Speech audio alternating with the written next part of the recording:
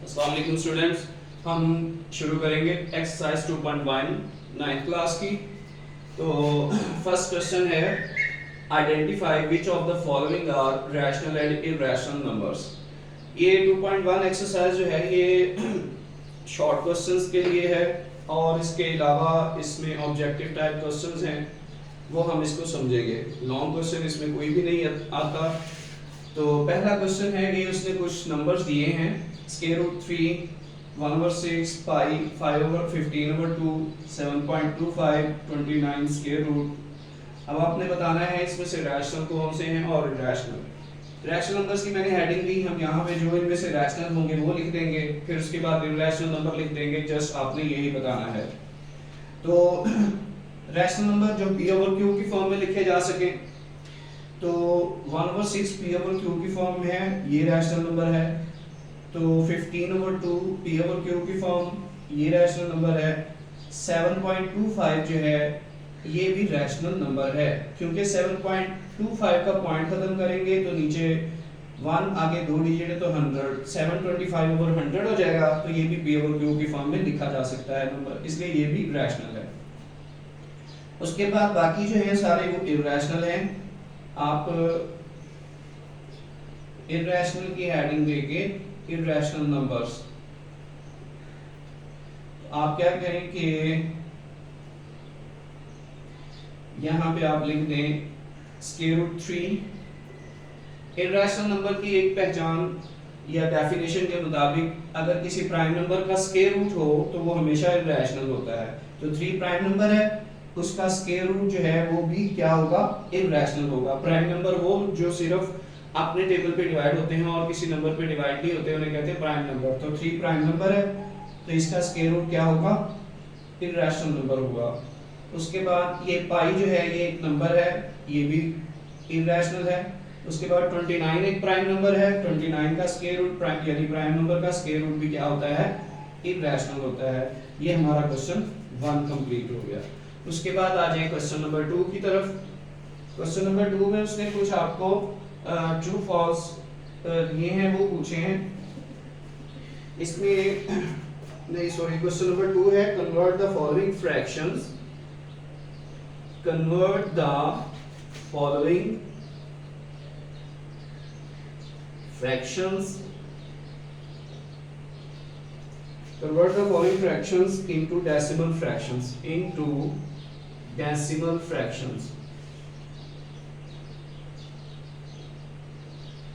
आसान सा क्वेश्चन है। 17/25 ये क्वेश्चन पेपर में तो नहीं आता, पेपर के पॉइंट ऑफ व्यू से कोई इतना अहम नहीं है, लेकिन जस्ट एक टॉपिक के लिहाज से जो चीज़ एक अंडरस्टैंड होनी चाहिए वो बस उसने आपको समझाने के लिए क्वेश्चन दिया है। ये फ्रैक्शन है, इसको हमने डेसिमल नंबर में चेंज करना है। और आपको पता है डेसिमल नंबर में कैसे चेंज करेंगे, 17 को अंदर रखें और 25 पे डिवाइड कर दें, तो जो आंसर आएगा डेसिमल में वो आपका डेसिमल फ्रैक्शन होगी। फॉर एग्जांपल हम यहां से इसको डिवाइड करना शुरू करते हैं। 17 डिवाइडेड बाय 25। 17 छोटा है, यहाँ पे पॉइंट लगाएं, एक जीरो का इजाफा कर दें, फिर इसको करें आप 5 पे, 6 पे करेंगे तो आएगा 6 5 30, 3 कैरी, 6 2 12 और 3 15।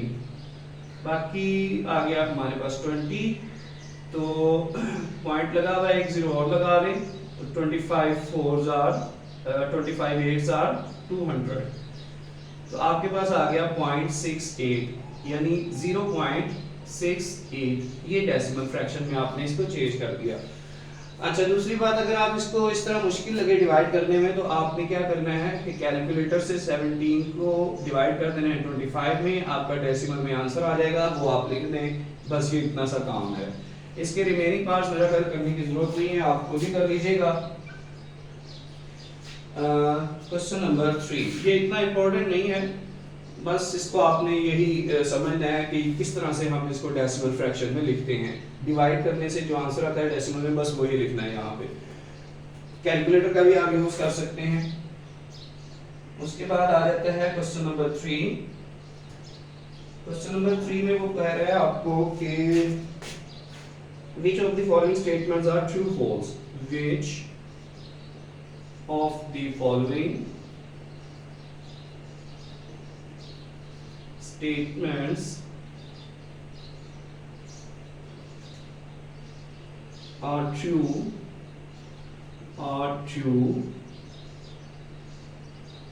and which are false, कौन सी ट्रू है और कौन सी फॉल्स है ये बताना है। Number 1, 2/3 is an irrational number।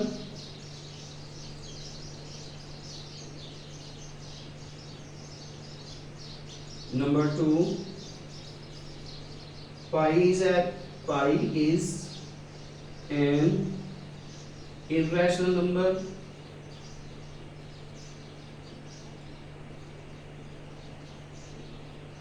Number 3, 1/9 is a terminating fraction। Number 4, 3/4 is a terminating fraction। और नंबर 5 पे है 4/5 is a recurring fraction। तो जी बस आपने ये बताना है कि इनमें से कौन सी ट्रू है स्टेटमेंट और कौन सी फॉल्स है। तो इससे पहले आपको इसकी डेफिनेशंस का पता होना चाहिए। तो डेफिनेशंस आपने, मेरा ख्याल है मैंने पहले एक वीडियो में रैशनल नंबर और फिर इरैशनल नंबर, फिर terminating fraction, non terminating, recurring, non recurring की वीडियो अपलोड की है। मैं देखूंगा, अगर नहीं भी की तो मैं उसको अपलोड कर दूंगा सारी डिटेल को। तो उसके हवाले से ये हमने ट्रू और फॉल्स बताना है। साथ साथ मैं यहाँ पे भी बताता हूँ 2/3 इज एन इरैशनल नंबर। देखिए p/q की शक्ल में नंबर लिखा है, तो p/q की शक्ल में जो नंबर लिखा हो वो तो रैशनल होता है, तो इसने कहा है रैशनल, तो आप इसको क्रॉस कर दें, ये फॉल्स है स्टेटमेंट। आगे pi is an irrational number, ये ट्रू है कि पाई जो है एक इरैशनल नंबर होता है। Number 3, 1/9 is a terminating fraction. अब टर्मिनेटिंग फ्रैक्शन वो होती है कि अगर हम डिवाइड करें तो डेसिमल पॉइंट के बाद कुछ डिजिट के बाद आंसर खत्म हो जाए, मुकम्मल हो जाए, तो उसको कहते हैं टर्मिनेटिंग फ्रैक्शन। अब आपका क्या तरीकाकार है, आपने 1 को 9 पे डिवाइड करना है, आंसर चेक करना है कैलकुलेटर पे। अगर तो डेसिमल पॉइंट के बाद कुछ डिजिट आने के बाद जो है वो आंसर खत्म हो जाता है, तो वो टर्मिनेटिंग फ्रैक्शन है। इसको मैं आपको बता देता हूँ। फॉर एग्जांपल देखिए हमारे पास है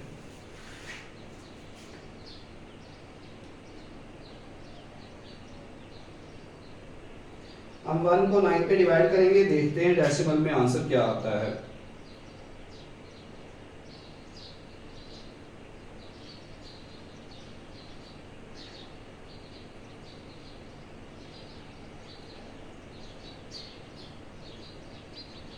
वन डिवाइडेड बाय 9 जी, 1 डिवाइडेड बाय 9 जब हमने किया तो हमारा आंसर आ रहा है 0.11111, ये चलता ही जा रहा है आगे। तो चूंकि ये खत्म नहीं हो रहा, इसलिए 1/9 टर्मिनेटिंग फ्रैक्शन नहीं है, ये फॉल्स है।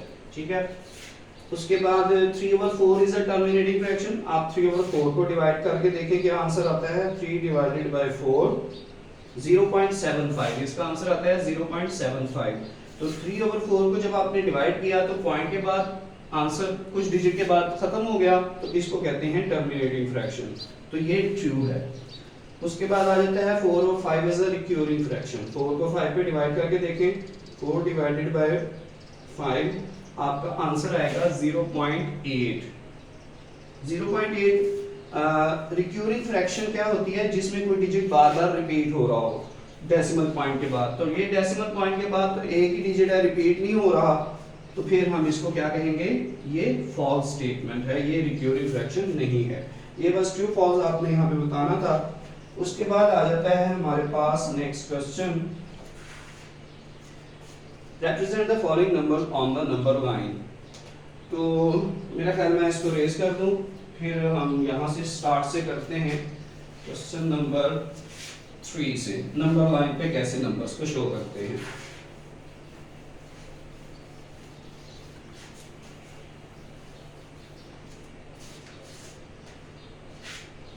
ये हमारे पास क्वेश्चन है जी 4, represent the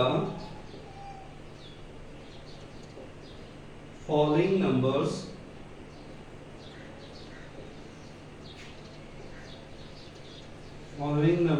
on the number line।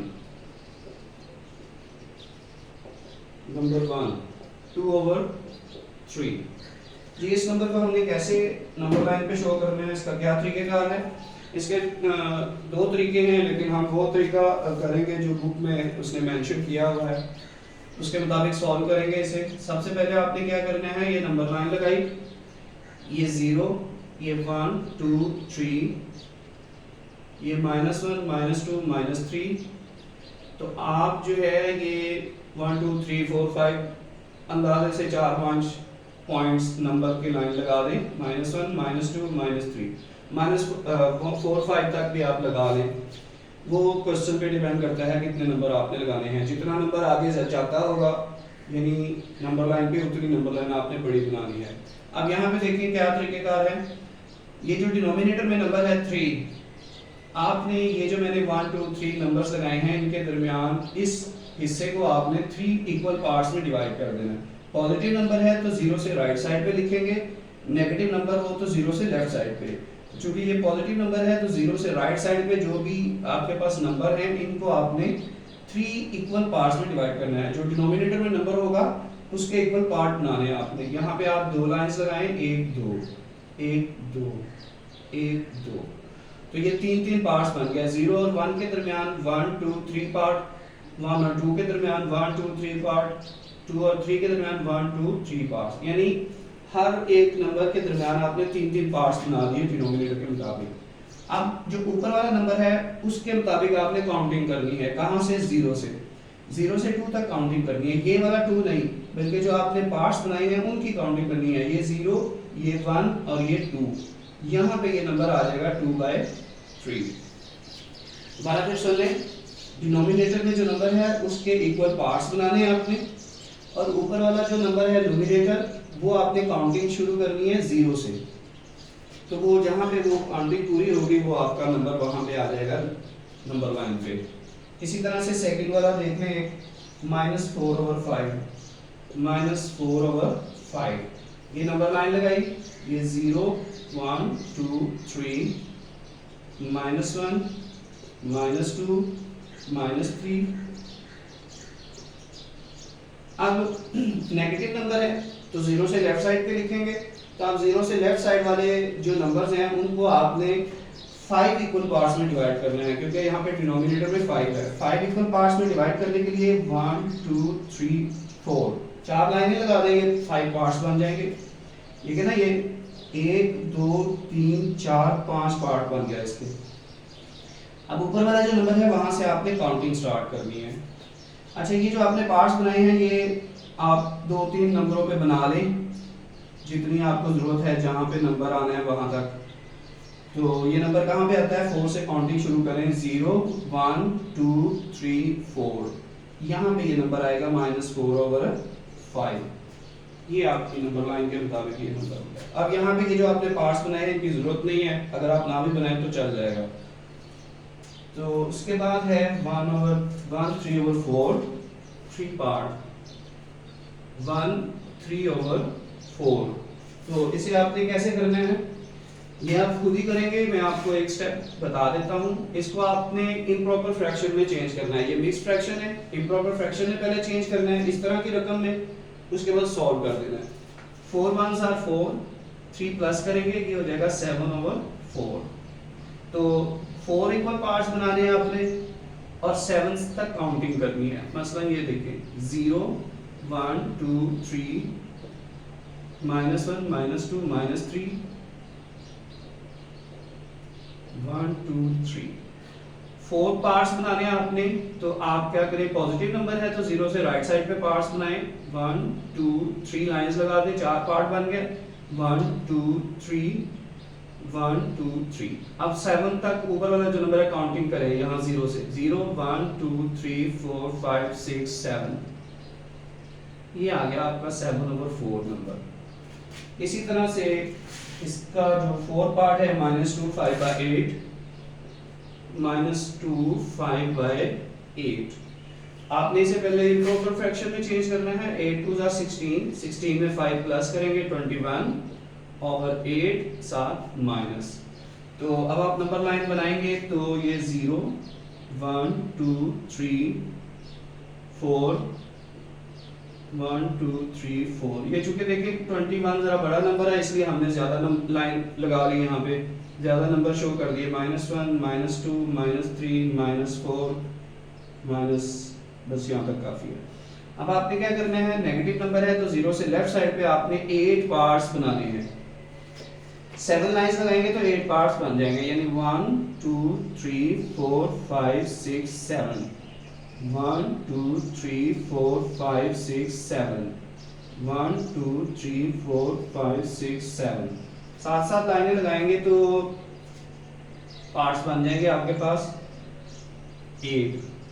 तो अब 21 तक काउंटिंग करनी है आपने यहाँ से। 0 1 2 3 4 5 6 7 8 9 10 11 12 13 14 15 16 17 18 19 20 21, यहाँ ये आ गया 21। तो ये आपके पास नंबर होगा 21/8। इसी तरह से 5 वाला पार्ट आप खुद कर लीजिएगा। वो क्या है, 2 3/4 2 3/4। पहले आप इसे इम्प्रॉपर फ्रैक्शन में चेंज कर लें। 4 2 8 8 और 3 11/4। तो मैं आपको बता देता हूँ, आपने नंबर लाइन बनानी है। 4 आपने पार्ट्स बनाने हैं जैसे ये बनाए हमने। इसी तरह से 11 तक आपने काउंटिंग करनी है, वो आपका नंबर शो आ जाएगा। ये हो गया आपके 5 पार्ट। जो 6 वाला पार्ट है वो जरा डिफरेंट है, उसको देख लें कैसे करना है।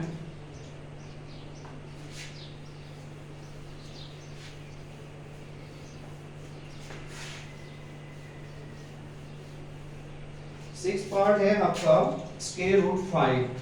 इस तरह के नंबर को आपने कैसे शो करना है। √5 इसको आपने नंबर लाइन पे किस तरह शो करना है। इसका तरीकेकार ये है कि आप ना एक ट्रायंगल बनाएं। सपोज कर लें आपने एक ट्रायंगल बनाई है, राइट ट्रायंगल। इसको कहते हैं परपेंडिकुलर, इसको कहते हैं हाइपोटेनस और इसको कहते हैं बेस। ये राइट ट्रायंगल और यहाँ पे 90 का एंगल होता है, ये उसकी साइड्स के नाम है, परपेंडिकुलर, हाइपोटेनस, बेस। पढ़े हुए हैं आप लोगों ने, कोई नई चीज नहीं है। तो आप ऐसे करें कि इनकी परपेंडिकुलर की और बेस की ऐसी वैल्यू पुट करें कि हाइपोटेनस का आंसर √5 आए। √5 जो क्वेश्चन में रकम है वो हाइपोटेनस का आंसर आना चाहिए परपेंडिकुलर और बेस की वैल्यू रख के। किसमें, पाइथागोरस थ्योरम में। यानी पाइथागोरस थ्योरम क्या है, परपेंडिकुलर हाइपोटेनस का square is equal to perpendicular square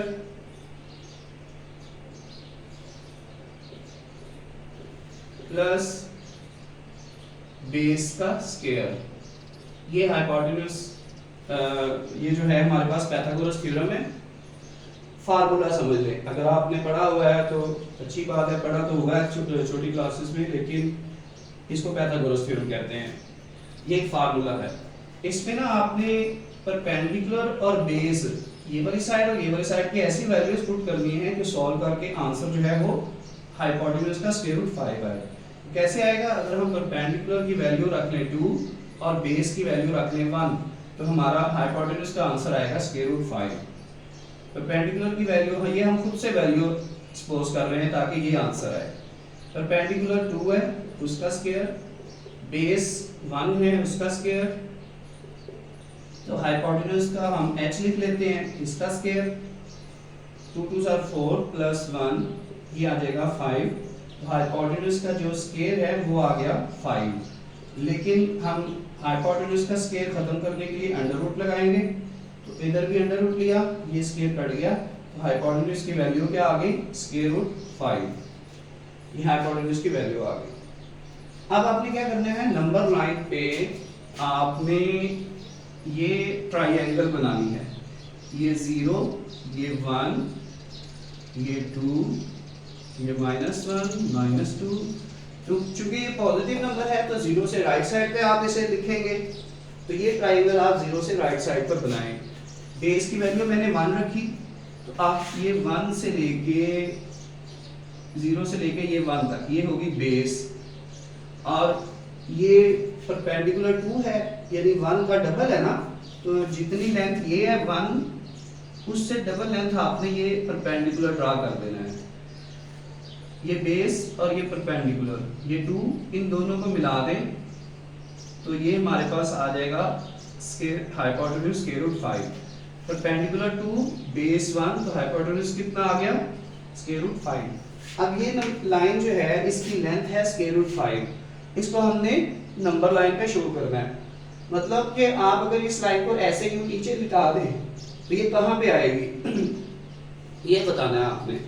तो अगर आप उसका तरीका ये है कि कंपास लेके तो उसके दोनों पॉइंट्स इस तरह रखें और इसको यूं घुमा दें ऐसे, तो ये घूमते हुए कंपास आपकी तकरीबन यहाँ पे आ जाएगी, तो यहाँ पे आएगा ये नंबर स्क्वायर रूट 5 यानी 2 से थोड़ा आगे। तो ये हो गया आपका स्क्वायर रूट 5 को नंबर लाइन पे शो करना। सेम इसी तरह का क्वेश्चन जो है वो आपकी एग्जांपल है पेज नंबर 36 पे, पेज नंबर 38 पे, पेज नंबर 38 पे आप वो एग्जांपल देखिएगा, स्क्वायर रूट 2 का आपने नंबर लाइन पे शो करना है। ये एग्जांपल आप देखिएगा, ये भी क्वेश्चन में आ सकती है। बहरहाल ये नंबर लाइन पे इसको इस तरह से शो करते हैं। उसके बाद आ जाते हैं हम क्वेश्चन नंबर 5 पे।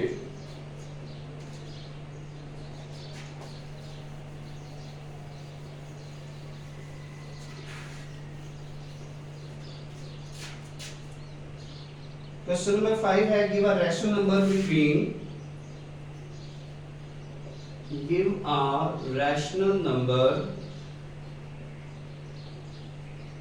give a rational number between, give a rational number between 3 over 4 and 5 over 9। कहता है कि इन दोनों के दरमियान कोई रैशनल नंबर आता है, वो बताएं कौन सा है। तो ये दोनों रैशनल नंबर है, तो इनके दरमियान वाला नंबर बताना है, वो भी रैशनल नंबर ही होगा। तो दरमियान वाला नंबर फाइंड करने के लिए क्या करते हैं, फॉर एग्जांपल देखिए हमारे पास 1 2 और 3 ये 3 नंबर हैं। तो अगर मैं आपसे पूछूं 1 और 3 के दरमियान कौन सा नंबर है, तो आप कहेंगे 2। लेकिन सपोज कर लें कि हमें इसका नहीं पता दरमियान में क्या नंबर है, लेट कर लें कि हमें नहीं पता दरमियान में क्या नंबर है, तो हम कैसे फाइंड कर सकते हैं, हम इस 1 को और 3 को प्लस करेंगे और 2 पे डिवाइड कर देंगे, तो ये आ जाएगा 4 over 2, कटिंग करेंगे 2 2 4 4 आंसर आ जाएगा 2, तो ये दरमियान वाला नंबर आ जाएगा हमारे पास। इसी तरीके से हम इन दोनों नंबर्स को प्लस करेंगे और आंसर को 2 पे डिवाइड करेंगे, तो दरमियान वाला रैशनल नंबर आ जाएगा।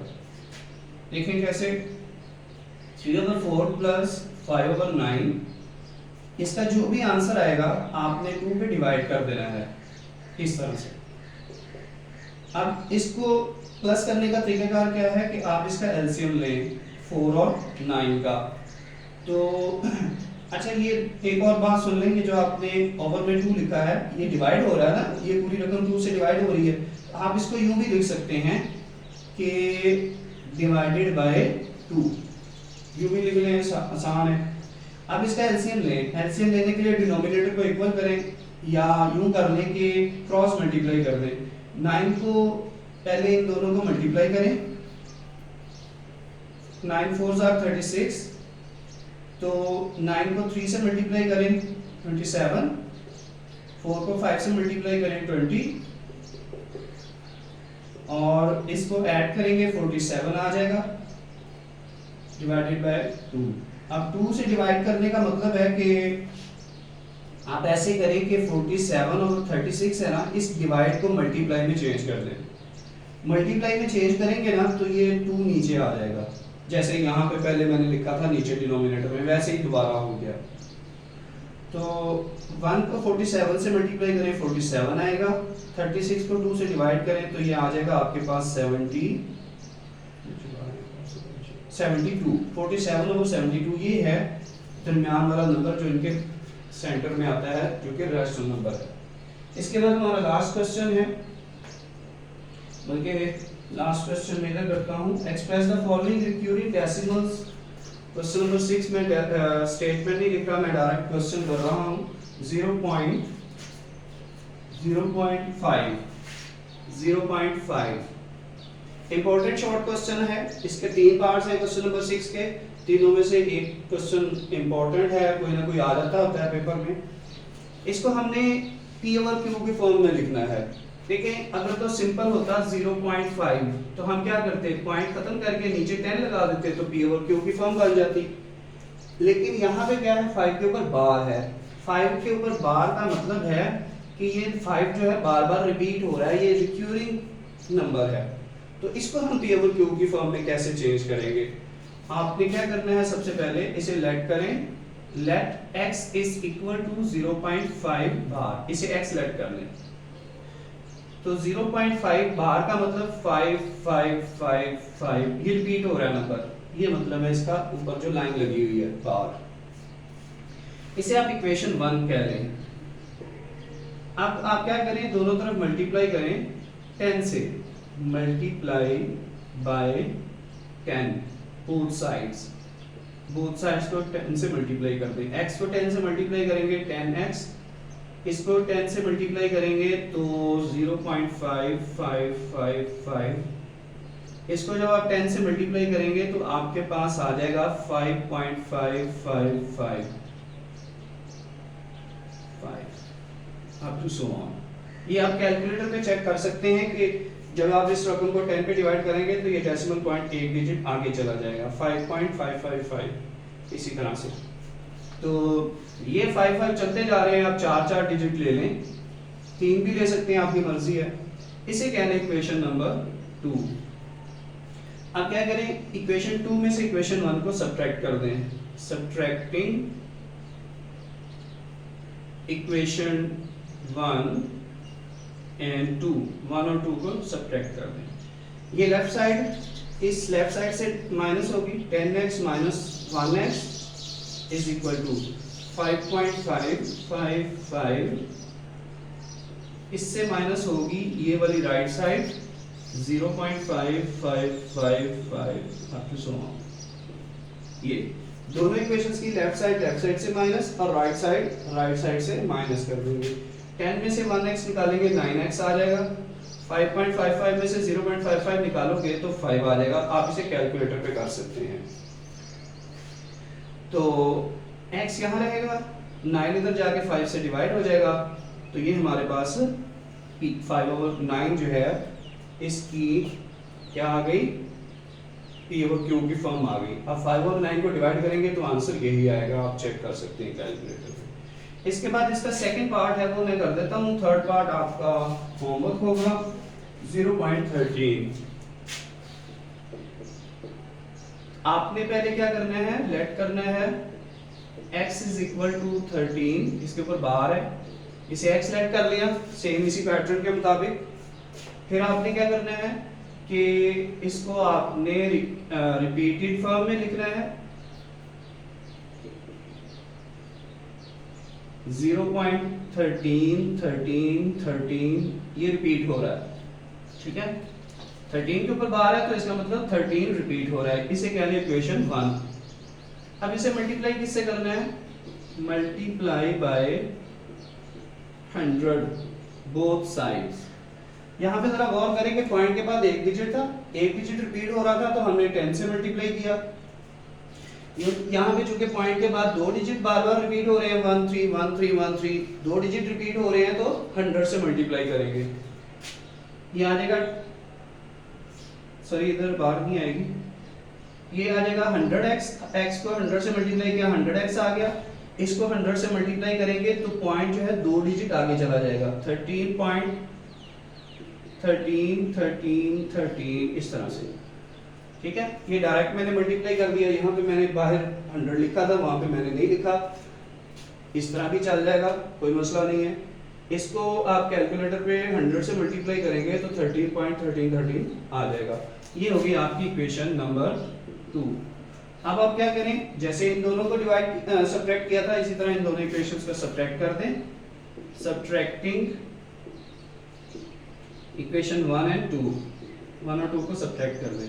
लेफ्ट साइड से सब्ट्रैक्ट होगी 100x माइनस 1x और ये 13.13 इसे माइनस करना है आपने ये 0.13 से, तो ये आ जाएगा 100 में से 1 निकालोगे 99x, ये माइनस करोगे तो आपके पास आ जाएगा 13x यहाँ रहेगा, 99 इधर जाके डिवाइड हो जाएगा, ये आ गया आपके पास P ओवर Q की फॉर्म 13/99।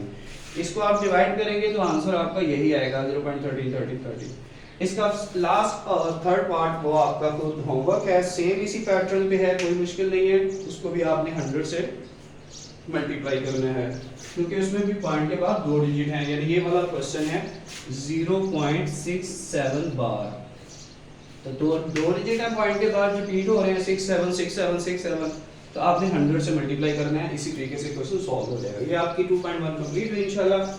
नेक्स्ट हम 2.3 एक्सरसाइज करेंगे। अल्लाह हाफिज़।